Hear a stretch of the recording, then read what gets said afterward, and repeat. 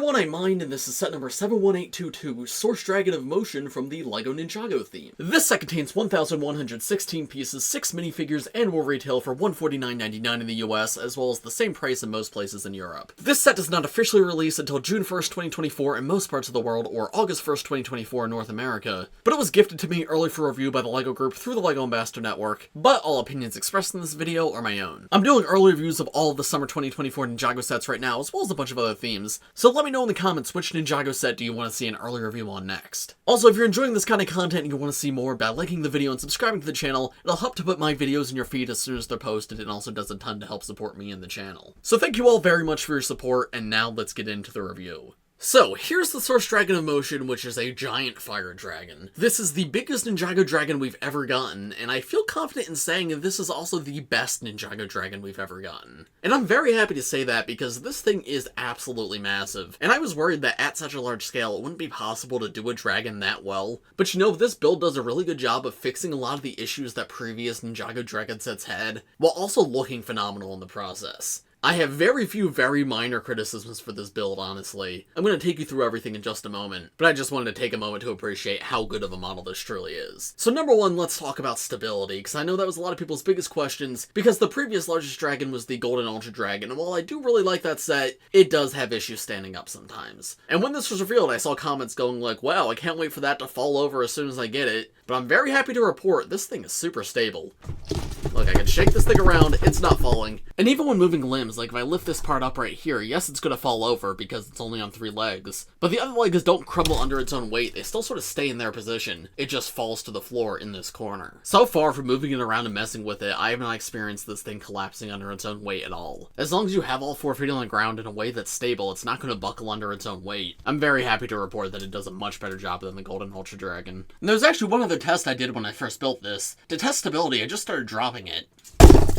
And you see it slams on the ground, but that didn't buckle under its own weight. No, it's built very sturdy, it's very impressive. But now that we've seen the stability of this build, let's move up a little bit closer to see the specific details of how everything was done. Starting at the dragon's head, I love how this was done. This is something they did back on Lloyd's Legendary Dragon back in 2022. And when that set came out, I was like, wow, this is amazing, I hope they do the rest of their dragons like this. And then until now, they have not done it again. But yeah, what I'm referring to is they're using like this upper jaw, bottom jaw building system. They've been doing that since, what, 2021? What I really like that that set did and this set also does is it's not just those 2 pieces for the head. Instead, they're connected to more of a brick-built head. So that way the molded head's combined with a brick-built head, and it makes the dragon very unique. Because yes, it does use these pre-molded parts, but the rest of the head is not exactly the same as any other dragon. And I think that works really well on this build especially, and I'm really glad to see they did that again. The dragon also uses these giant climbing hook pieces as horns, which I think is super smart. Those parts were of course introduced back in the March wave, but I'm really glad to see them again here, and I think they fit in great. The head connects onto the neck on a ball joint, however, there's not a huge range of motion here, it is somewhat restricted. The reason that is, I assume, is because of the weight of the head, because that is actually an issue that Lloyd's Legendary Dragon had. Because of the brick-built head, it was just too heavy and would always fall down. So this keeps it from falling down, but that's at the cost of as much motion on the head. So I think that's probably a fair trade-off, though it's up to you guys whether or not you like that. However, it is something to be aware of. Then the neck's in 2 other sections, and honestly, the neck's the only part of the build that I'm not crazy about. I feel like it maybe just feels a little too thin, and that probably has to do with the head. These head pieces were obviously designed for dragons of all sizes, and even though they had the brick-built head at the back, it's still the same exact size jaws. So because the body of the dragon's so big, I think the head's maybe a little bit small in comparison, and that's especially obvious when looking at the neck. This is a very minor thing and definitely not a big deal at all. But yeah, this is the only part of the entire build where I wasn't like, wow, this is phenomenal upon building it. There's a little bit of motion to the rest of the neck too. You can see this section could move from side to side, so that combined with the head you could get a little more motion, but again, the overall articulation is still quite restricted. And then the base of the neck connects to the body on a rigid tectic joint, and there's really only one little bit of motion you get with it. You can move it up 1 notch or back down 1 notch, as well as rotate the entire section if you want to get a little more personality out of the head, and that can actually turn a full 360 if you don't have the chair up here. Speaking of the chair, or I guess probably the throne, we'll take a look at that now so then I can remove it. But yeah, of course, the idea behind this set is the Source Dragon has been captured by Lord Raz, so this is a giant throne for Lord Raz, and he's got like this chain wrapped around the dragon. And the design here is actually really awesome, I quite like this. They use quite a few tactic pieces all throughout. And they've got this little wolf symbol at the top, which is very cool because, of course, Roz leads the wolf clan. But the design of this wolf head's actually quite good. It makes me think of the Photak piece from last year, and I wish the head on that looked more like this. Because despite this being smaller than the wolf head in, like, the Wolf Mask Shadow Dojo set, this still looks really good and is immediately recognizable as what it's supposed to be. And I referenced the Wolf Mask Shadow Dojo set because in that set, the wolf head was holding the Gong of Shattering, and of course the Gong of Shattering comes in this set too. This is the only other set besides that one to come with the full build of the Gong of Shattering. In other sets you get just the shield piece in the middle, but it's really cool to get this again because obviously this is a very important part of this season. Down here we have some stickers with some Ninjago on them, and they actually say Wolf Clan, which I think this might be your first time ever hearing that name officially. I've been calling them the Wolf Clan, but I don't know if they were ever officially confirmed to be called that. But yeah, now we officially know, yes, it is the Wolf Clan. Anyway, there's quite a bit of room on this throne up here, so you can sit a minifigure in this chair at the back, as well as display some more up here, so you can fit pretty much all the villains in this set. So there we go, here's the dragon with Lord Raj, Jordana, and the Wolf Mask Warrior in this set actually riding on the throne. And there's even still more room on there, you could probably fit a good 5-6 minifigures in the throne. Here's a much closer look at the seating area too. But yeah, the entire throne concept is very cool, and I love how big this really is. There's little clips at the back too, I guess, if you want to hold Roz and Jordana's weapons while they're on here. And then of course, if you no longer want the dragon to be captured, there is a very easy way to remove this too. You just pull out and up on these parts down here, and then this entire build just pops off. And then you also just have to remove the chain from around the dragon's neck as well. Here's a look at the throne on its own removed from the dragon. And I guess the last thing to mention is that there's a sticker next to a shield piece down here. And I'm not sure exactly what that symbol's meant to be, so if any of you guys have any thoughts, let me know in the comments. But now, the Source Dragon in motion has been freed, so we can take a look at it without the throne on its back. And I want to focus on the body, because this is easily my favorite part of the build. This body looks full and complete and finished from every single angle. I am honestly so impressed by this. There's of course a little seating area on the back with a saddle on it, and that's where the throne normally sits, but of course you could just sit a minifigure there instead. And there's clips on the side too to attach minifigure accessories while they're riding on the dragon. Looking at the rest of the body though, just look at this. So many different slope pieces. We got like cheese slopes in here to add some like fiery texture. But there's nothing that's like off here. There's no weird angles, no strange colors. Every single piece on this build looks like it's meant to be here, and I genuinely do not know how you could improve this body. Same exact thing on the other side too. Like obviously everything's just mirrored, but from the chest to the sides all the way down to the tail, it just looks perfect. Something else you may not have even noticed, there's also a hinge in the middle of the body right here. Now something I really love is we actually have red pieces used for the hinge parts. I believe those are all new recolors for this set, and that makes me very happy to see. Because they easily could have just done the black and gray that they normally do, and that would have worked fine functionally, but it would have made the dragon look significantly worse. But because the tactic pieces are actually the colors of the dragon, they fit in well, so they don't seem out of place at all when you actually see them,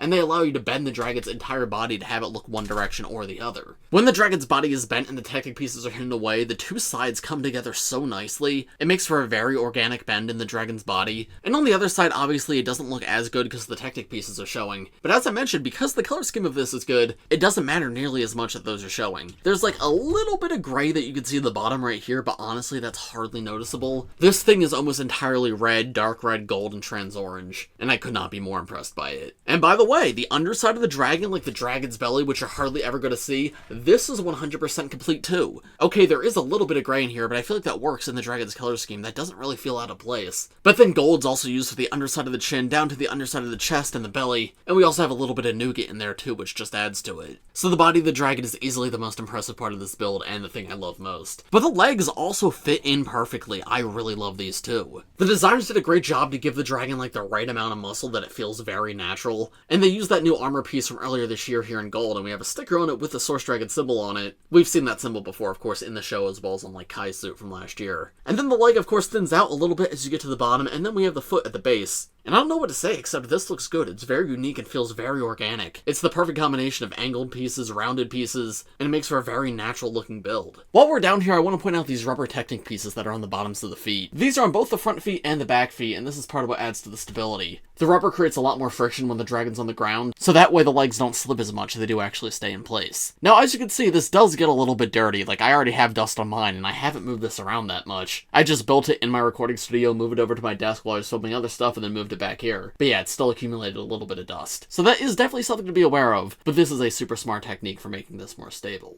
The back legs too look really nice. They have this really amazing bend in them at the front right here. Obviously this is a false knee, you can't actually move the dragon's knee, but this transition's super smooth from the studs being on the top right here to the side right here. And then we go back down to the top at the base. And once again, they made sure the legs look good from every angle, just like the body. You can see the inside of the legs are pretty much fully covered up too, and that's the same thing with the back legs as well. In terms of articulation on the legs, they can be moved forward and moved back. Not a full 360, but probably a good 180 or 270, it's just the wings get in the way a little bit. And the back legs are very similar. Without resistance, you can only move them a little bit. This is about as far back as you could go, and that's about as far forward as you could go. But if you move it up like this and turn the tail out of the way, you could get a little more motion out of it, though that does create some resistance in that motion. Now the movement on these legs is fairly two-dimensional. But normally with this kind of connection, you can also move it in and move it out. This set kind of prevents you from doing that, which obviously is a hit to articulation. However, I do think that's the right decision. That's why it's able to balance so well, as you saw earlier in the video. The back legs have a little more give to them. If you move them in the right way, you can move them down a notch, but that's a very subtle change, then obviously you can't really move it back. Personally, I think the range of articulation here is good enough. Obviously not as much as some other dragons, but because this is so big, stability is very important. And I think this is the right trade-off. There is still motion in this thing, you can pose the legs, but it's not so crazy that it makes it unstable. And then coming to the tail, again, great transition from the body into the tail. Not as smooth as like the body into the legs, there is a little bit of a gap right here, but that's of course what allows the joint to move the tail up and down, as well as spin this thing a full 360.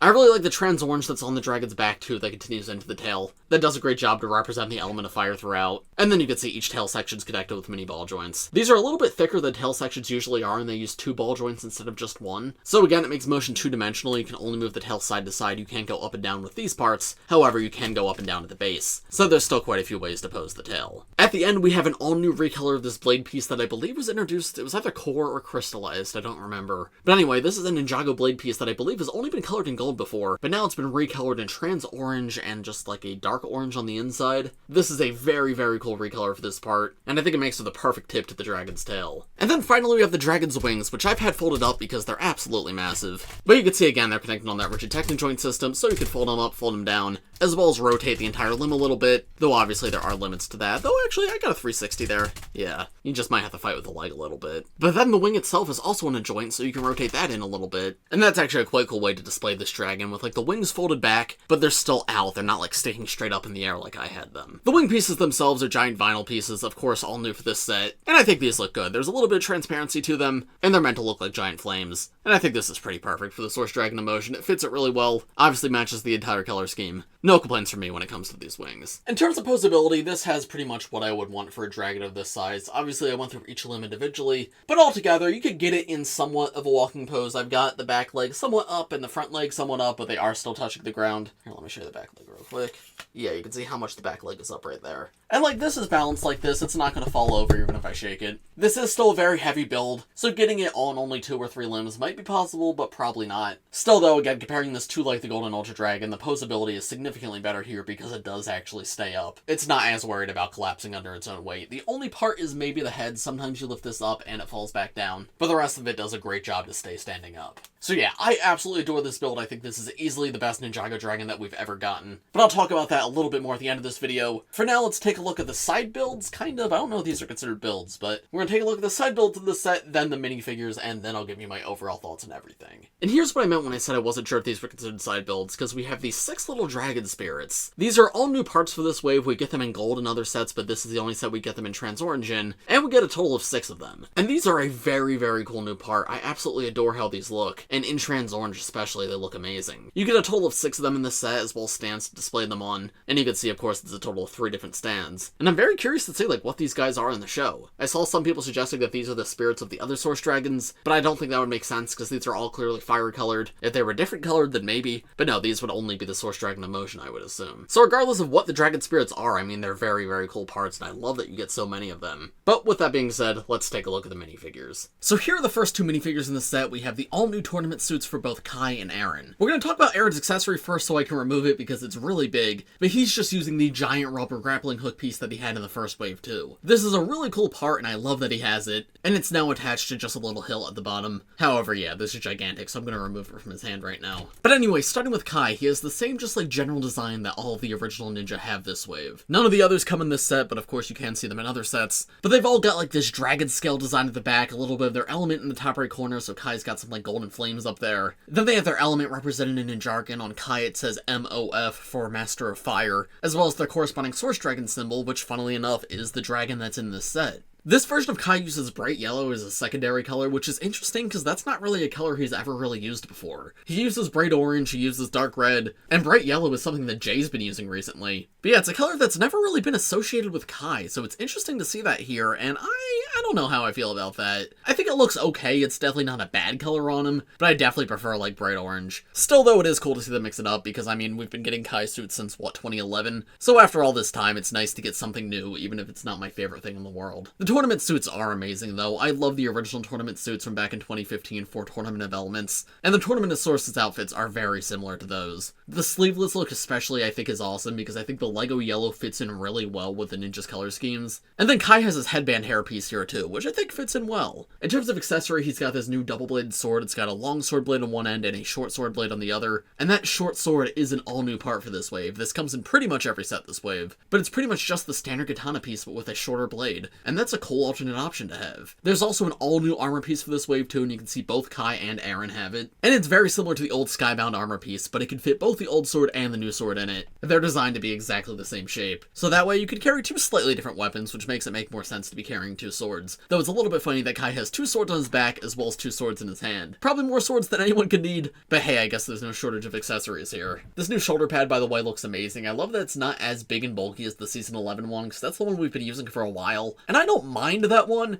but this I think looks significantly better. And then there's how Kai looks with his armor and hairpiece removed. You can see his torso print a little bit better now. And there's his back torso print as well as his alternate face. Back torso print I think is amazing. That might be my favorite part of these suits. They've got their Source Dragon symbols in their secondary colors, so with Kai that's dark red, but it has like this black drop shadow or outline around it, and that is so striking. It really pops against that torso. I think that genuinely looks amazing, and it's a bit of a shame it's covered up by the armor piece a lot of the time. Kai is back to his movie face. He no longer has the Dragons Rising face, and that's the case for all the ninja this wave, and I think that's just because the Dragon Power eyes don't work as well with a half mask. I'm sure they're going to go back to the Dragons Rising heads next year. Kai in the set is not an exclusive minifigure or anything. He does come in a $50 set this wave, so this is also not the cheapest way to get him, but it is one of only 2 sets that this figure comes in. But then moving to Arin, this is actually the cheapest way to get his new suit, and that's actually a real shame. This is a $150 set, which is obviously very expensive, and not everybody could get this. Arin's one of the new main characters of the show. He absolutely should be available for cheap. Only coming in a $150 and $250 set is absurd. It's super disappointing there's only 2 of this guy in this wave. That aside though, I do like this new suit overall. This might be my least favorite of the new ninja suits of this wave, but I'm happy to see that Arin does get a new ninja suit. Earlier this year, all the original ninja got new suits, but Arin and Sora did not, and I thought that was a real shame because they're the new main characters of the show. But this time around, he does finally get something new, and it is different from the rest of the ninja. It is uniquely his own. He's got like this vest on that's also like a robe. I'm actually having a tough time parsing what exactly is going on here. But then it's also sleeveless like the tournament suits, and he's got like a belt and knee pads on. His torso is actually regular orange while his legs are bright orange, which that's some cool variation, and the transition between those 2 parts is super smooth. From the front, it's not obvious that those are different colors. And the dark blue that they use here is interesting too, because that's a color he's kind of used before, but not really. His first suit he used sand green as a secondary color, which I wasn't the biggest fan of, but I think dark green would have been really cool. But instead they swapped to dark blue, which is the color of his jeans and his casual outfit, which I think also fits him decently. I do think I would have liked some more darker colors on this torso and legs though, because I feel like everything just blends a little bit. And using a combination of bright orange and regular orange can be really good, but I feel like we needed more of the blue in the actual torso. Because compare him to like Kai's torso just feels so much more striking. This one, I don't know, I'm just not as big of a fan. As I mentioned, yes, he does have that same armor piece, and if we take that off, you can see his back torso print. He's got like a patch on the back of his vest, and it has his name written out in jargon. And there's a full look of the front torso print and face print. This is now the cheapest Ninjago set that comes with Arin's hairpiece, so that's something I guess. But you can also get his hairpiece in other themes like Lego City for significantly cheaper. But hey, I mean, I'm happy to see it's coming in more sets. So yeah, overall, I'm happy Arin's getting a new suit. He deserves a new suit. It's just unfortunately not my favorite of the wave. The next minifigure in this set is WyldFyre, and she's actually not new for this set. She came in 2 of the March sets earlier this year. So this is not the cheapest way to get her, this is not the first way to get her, but I do really love this new suit for her. She also has a sleeveless design just like the rest of the ninja, but she does actually finally have a real ninja suit now. In season 1, she was just wearing what she was wearing before, but no, this seems like an actual ninja suit this time around while still being themed around her. So she still has like the green trim, and it's a little bit tattered, but I love this like dark red robe that she's wearing, and this very like subtle etching in the printing looks incredible. It's very subtle and only really noticeable up close, but just adds so much more detail to this minifigure. The orange belt also also fits in perfectly with the dark red, and then I love this armor that she's got going on. It's this 3D armor piece that was introduced, I believe, for Groot in LEGO Marvel a few years ago, but that armor also continues down into the print right here, and the dark tan's a really great color on her. Then she also has this new hair piece for this year, and I think that looks fantastic. Her hair is down now, and I feel like it fits her a lot better. And in terms of accessories, she comes with one of those new short sword pieces, as well as a fire blast. The only part I don't like about this figure is the face print, and the face print is good, don't get me wrong, it fits her well. The only issue is, it's her only face print. Every other ninja has a double-sided face, and WyldFyre unfortunately just doesn't. And that's a real shame, because she's a very expressive character in the show, and it would be nice to have multiple expressions for her. But unfortunately, ever since her first figure, she's been stuck with just the one face. I do love the back torso print though. It's got this little fire spirit on it, and it says WF in jargon, which of course stands for WyldFyre. So I love this minifigure, happy to see it comes in so many sets. Just would have liked a proper new face print for her so she can have more than one expression. Then here are the first two villain minifigures in this set. We have the all-new version of Lord Raz and the new version of Jordana. Just like Arin, they only come in this set and the $250 set, so if you're buying on a budget, this is the cheapest way to get them. And both of their new designs are fantastic. This is easily our best version of Lord Raz yet. He uses the crystallized armor piece, but now it's in solid gunmetal gray, and it makes it look like a completely different part because it's not transparent anymore, and instead makes for this like really intense, ominous looking armor. But then the actual printing, he's now shirtless and all of his pink stripes have turned red instead. His arm printing is back, which makes me very happy to see. It was gone in the January and March waves, but it's back now and it's got an all new print. And he's got this metallic blue armor on his wrists, which matches a lot of what we see on the rest of his body. All new head print for him too, because of course we replaced the pink parts with red, and there's look at the arm printing on the other side as well. That blue armor is so gorgeous in every part where it's used, and it contrasts perfectly with the red and the black. This might be one of the best like main Ninjago villain designs ever. I already really liked Lord Raz's design, but this is easily the best version of him. Here's a full look at the torso print with the armor and head removed if you're curious. And there's a look at the back torso print. You can see he's got those stripes once again like erupting out of his back, and he's still got the Wolf Clan logo back there. It's on like a little gong, maybe referencing the Gong of Shattering, and you can see it's slightly battle damaged. It has like some scratch marks in it. Yeah, phenomenal minifigure, really love this one. And then Jordana also has a very cool new design. She uses this all new armor piece for this wave, which we did kind of see in the show a little bit. In NINJAGO Dragons Rising Season 2 Part 1, we see Cinder wearing something very similar. It's when he puts the wolf mask on and he's about to use Shatter Spin. And this is an all new part to represent that armor. However, on Jordana, it's backwards. This is how it looks in the box art, this is what they tell you to do in the instructions, and I don't know if that's going to be accurate to the show. We're going to have to wait and see. Because yeah, in the show it was previously the other way around on Cinder, but maybe in Part 2 Jordana does wear it backwards. Regardless, there's how it looks turned around if you're curious. Here, let me move the sword down so you can see it a little bit better. I think it actually does look better backwards on Jordana, so you can actually see the Wolf Clan symbol on her torso. But again, as I said, we'll have to wait and see what's accurate. The actual torso and leg print though is phenomenal, because this does feel like it was specifically designed for Jordana, which I mean, I guess it was. But earlier this year she just wore the Wolf Clan robes, which was cool, don't get me wrong, I like that minifigure. But her and Cinder had the same exact outfit, and it was just tied into the Wolf Clan, it wasn't like a Jordana specific outfit. This though feels like a combination of the Wolf Clan design with like Imperium technology, and obviously Jordana, it was a scientist in Imperium, so it makes sense that she would build herself this armor, and it looks really good. I love the metallic silver to represent like the scratches on the armor, and we even have like metallic red in there too to represent like the energy flowing throughout, but then she's got like a tattered Wolf Clan robe around her waist as a belt. This is just a perfect design in my opinion. It combines her personality and her design with the Wolf Clan aesthetic, and even around the back too, she's got the giant Wolf Clan logo in red. And yeah, of course they switched to red instead of blue now because of the blood moon. Her face print and hairpiece are the same as the ones from earlier this year, but I think that's perfectly fine. They fit her personality quite well. So yeah, two phenomenal minifigures. They went all out with these villain designs. Of the two, I'm honestly not sure which I prefer. I definitely like them both more than the Cinder of this wave, but this is easily the best version of each of them. I probably lean toward Raz, but Jordana is really cool too. And then finally we have the new version of the Wolf Mask Warrior for this wave.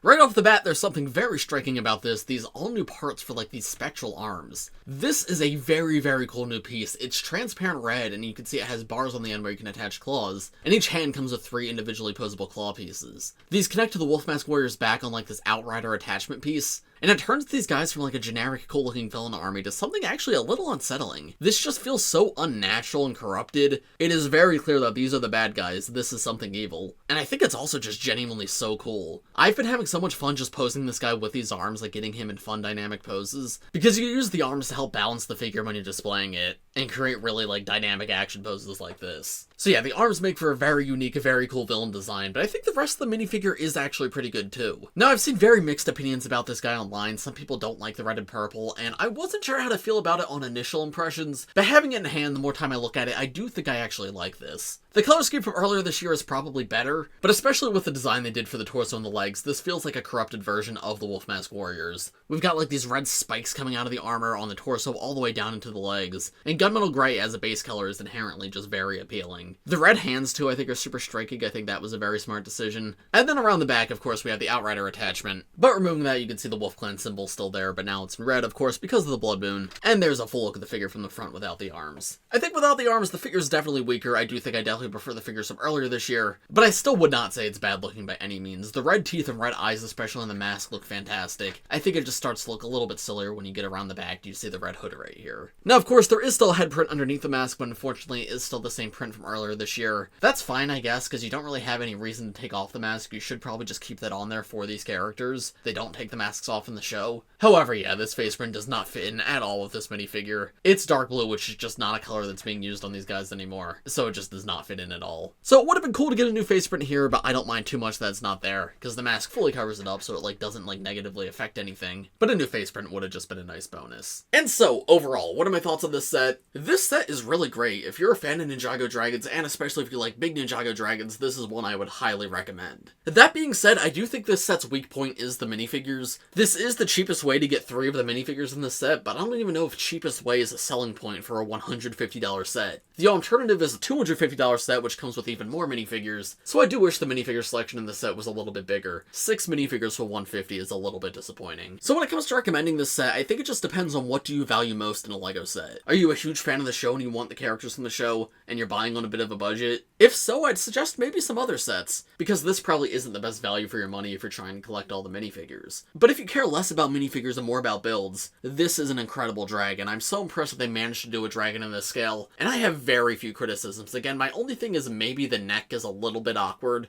and that's not even to say it's bad. I still like it. It's just not as phenomenal as the rest of the build. I do think maybe like a larger molded dragon head would help this build, because it's using that molded dragon head that's used for smaller builds like the jungle dragon. So seeing a smaller head on a giant dragon like this obviously maybe doesn't fit the best. So perhaps this build could have been improved by introducing a new larger dragon head piece, but if they're not going to do it, using the current head pieces, this is absolutely the way to go about it. The designers did a fantastic job. I am in love with this build. This is obviously going to be one I display on a shelf for a very long time. And I guess I should discuss the price. $150 for the build doesn't feel bad. This does feel like a $150 dragon build. As I mentioned though, minifigure selection should be bigger for $150. Only 6 minifigures in a $150 set is a little silly. They probably could have added one more Wolf Mask Warrior and maybe one more Ninja as well. And actually Noct would have been really cool here. I'm really disappointed that Noct doesn't come in any of these sets. If you haven't seen Dragons Rising Season 2 Part 1 yet, obviously you don't know who Noct is yet. But if you do know who he is, I assume he's going to be an important character to Season 2 Part 2. So I'm surprised he doesn't come in any of the sets. But I feel like if he was to come in one, this would have been the perfect set. So I'm a little bit bummed that he's not here. Still, all of that's very minor stuff. Overall, my thoughts on this set are very positive. It's awesome to get a dragon in the scale, and it's really cool that it's a fire dragon too, because fire dragons are normally smaller dragons. And I really hope we get the other 6 source dragons in future years, because if all the dragons end up being this quality, that's going to be an amazing collection to complete.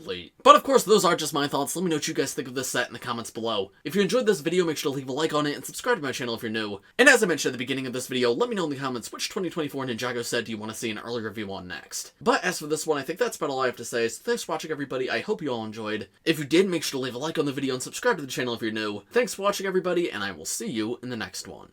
Bye!